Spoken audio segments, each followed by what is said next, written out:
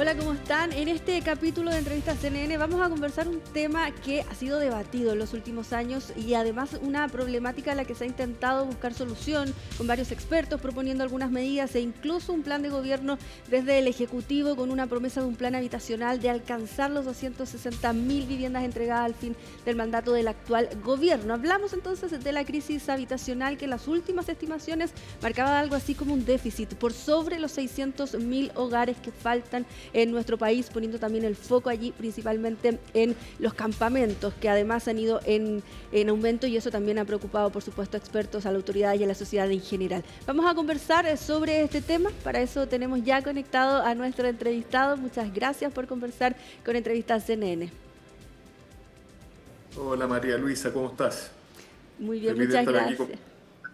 Importante. Claro, lo decía yo, son más de 600.000 las viviendas que faltan, ese es el último catastro. ¿A qué atribuye usted esta cifra? Porque hemos llegado a este monto que suena muy alto, son más de 600.000 hogares, es decir, más de 600.000 familias, pero si al multiplicar los integrantes de la familia podremos estar hablando de muchas más personas que necesitan un hogar hoy en nuestro país. Bueno, hay varias razones que explican el alto déficit habitacional que tiene el país. Este es un dato que se administraba el año 2022. Entonces hay que ver también, luego de estos 4 años de gobierno, con un plan de emergencia habitacional activado, cómo responde el déficit habitacional a este plan de emergencia habitacional que habla de estas 260.000 viviendas en los 4 años. Las razones que explican el alto déficit tienen que ver con dificultades en generar oferta de vivienda a precio justo o a precio acotado, digamos, para que pueda ser asequible a las familias con crédito hipotecario. Tiene que ver con las dificultades de construcción de viviendas, tiene que ver con dificultades en el arriendo para las familias, así que en realidad es una suma de efectos, dificultades para encontrar suelo, entre otras razones, alza de costo de construcción. Tenemos varios motivos y razones. También algunas razones que tienen que ver más con los hogares y con las familias, es que hoy día tenemos hogares de menos integrantes también. El censo 2024 ya nos adelantaba que el tamaño del hogar ha ido disminuyendo en los años y hoy día estamos más o menos hablando de 2,8 integrantes por hogar. Eso también presiona al país a generar más soluciones habitacionales, pero también distintas soluciones habitacionales, María Luisa. Yo creo que eso es algo importante que hemos estado discutiendo entre los actores de la vivienda social, que tienen que ver con nuestra política, que históricamente ha funcionado, hoy día que hay que volver a mirarla según la nueva realidad del país. Y en ese Porque sentido, sí, perdón, y en ese sentido se apunta no solo a una vivienda definitiva, por ejemplo, sino que también a tener más soluciones, por ejemplo, vía el arriendo, o va de la mano de una solución definitiva. yo creo que tiene que haber apertura, María Luisa, que la realidad habitacional no es solamente en propiedad, sino que también es en arriendo. Hoy día más de un 25% de las familias arriendan en Chile. Entonces, evidentemente que es una realidad y una política que hay que estructurar mejor y que hay que hacer funcionar de manera más sólida. Hoy día tenemos ciertas ayudas del Estado para lo que es arriendo, pero creo que tenemos que madurar una política de arriendo mucho más robusta que considere tanto la oferta como la demanda, pero es una realidad en el país por distintos motivos. Uno, porque tenemos población migrante que no accede o no puede acceder a vivienda en propiedad en muchos casos y que no tienen permanencia definitiva. Lo segundo, tenemos familias jóvenes que quieren moverse, no quieren estacionarse en un solo lugar, a veces por motivos de trabajo y otros motivos, tienen que moverse de una ciudad a la otra. Y el arriendo es una medida, es una política flexible frente a esa realidad. En muchos casos también los adultos mayores que no tienen cómo acceder a un crédito hipotecario, también ven en el arriendo una solución que se adapta a sus requerimientos, como es hoy día el subsidio de S52, este programa de arriendo que ayuda en gran magnitud a muchos adultos mayores en el país. Carlos, hay un punto de quiebre porque hemos hablado de lo que ocasionó la pandemia, la falta de materiales de construcción, luego el desplome prácticamente de los permisos de edificación. ¿Hay allí un punto de quiebre en ese sentido con el alza de los materiales, con los permisos de edificación y con todos los problemas que conllevó también el confinamiento? Mira, yo creo que hay que mirar esto bajo dos miradas o dos ópticas distintas. Una es la óptica de la oferta. Hoy día estamos con una dificultad muy grande de generar nuevos proyectos. Lo que tú decías, el dato de los permisos de edificación, es un dato preocupante, alarmante, porque llevamos varios años en que los permisos de edificación, que significa justamente la nueva producción habitacional que va a haber en los próximos años, va disminuyendo en el tiempo. Y eso se debe a distintos motivos. Algunos de estos motivos son problemas en el acceso a suelo, también dificultades en el costo del suelo, pero obviamente dificultades muy grandes para generar proyectos debido, entre otras cosas, la cantidad de trámites que hay que hacer para poder sacar adelante un proyecto. Eso es desde la oferta. Desde la demanda también vemos un gran problema. Cada vez, María Luisa, más familias les cuesta acceder a un crédito hipotecario y no solo eso, sino que pagan más de un 30% de sus ingresos en arriendo o en el dividendo de su casa, condición que internacionalmente sabía es de riesgo, produce un riesgo a la familia destinar más de un 30% de sus ingresos o al arriendo o al dividendo, y por lo tanto es una situación que como país deberíamos controlar. Y en los últimos años esos índices, ese porcentaje de la población cada vez es mayor, donde se dice que entran en un riesgo habitacional. Las dos situaciones son preocupantes, oferta y demanda, y bueno, y ya que estamos en un año presidencial de elecciones, creemos que es importante también que las nuevas candidaturas presidenciales tengan muy presente el tema habitacional porque es un gran tema que hay que abordar. No se puede minimizar ni dejar debajo de la alfombra.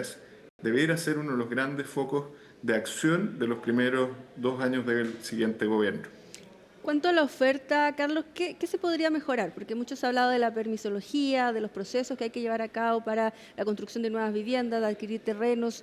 ¿Cuál podría ser el foco o dónde cree usted que podrían ir las propuestas también, ya que estamos hablando de los candidatos, de dónde deberían ir los cambios que se ven en estas materias? Mira, yo veo que hay dos temas que nosotros queremos plantear como asociación gremial que son súper relevantes. Uno es los trámites que están a cargo de las direcciones de obra y de los servicios, porque en lo que es vivienda social o vivienda de interés público, no solo tienes revisiones y aprobaciones de las direcciones de obra, sino también de los servicios. Ahí vemos que los plazos son demasiado largos, o sea, estamos hablando de solo las DOM aproximadamente 1 año y medio de trámites, más en los trámites del Servio, que pueden ser entre 1 año o 2 años de revisión de un proyecto. Y eso obviamente hace que las soluciones lleguen tardíamente. Por lo tanto, ahí y solo en esos dos servicios públicos, yo pondría un ojo muy grande en la producción habitacional de los siguientes años, porque hay muchos temas que afectan la tramitología o los permisos, pero en esos dos uno podría hacer una optimización bien importante de los tiempos.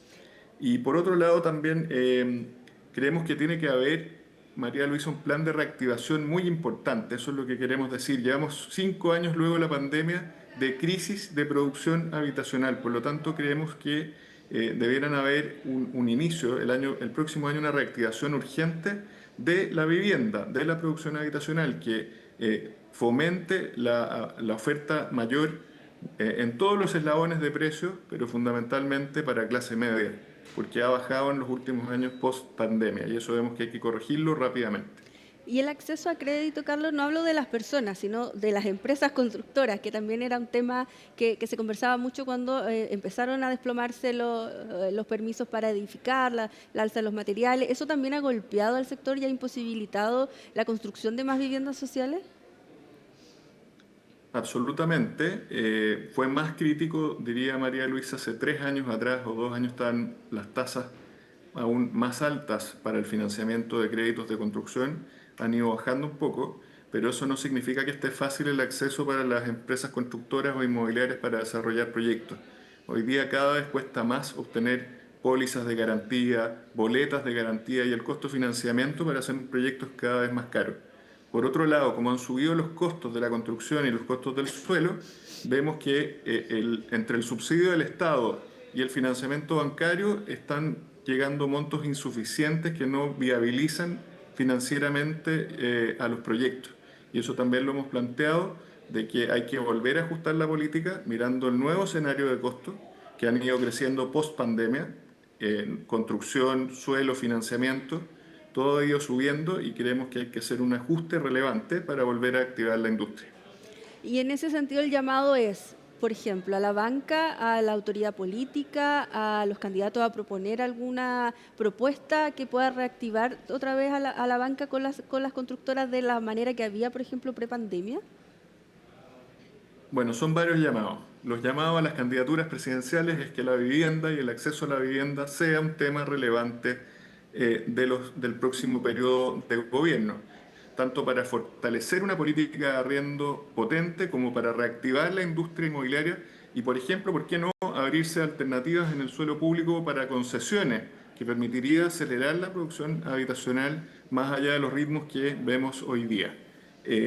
Otro llamado sería a las instituciones públicas a revisar los tiempos que demoran los trámites de aprobación de los proyectos. Evidentemente que tenemos que hacer todos un esfuerzo para reducir los plazos, ver cómo hacerlo, pero en trámites específicos de las direcciones de obra y de los servicios creo que hay un esfuerzo que puede rendir frutos rápidamente. Entonces también ahí yo creo que hay que acelerar la máquina y reducir la cantidad de barreras que tienen los desarrollos habitacionales con todos estos permisos que cada vez hacen más complejos los inicios de proyectos.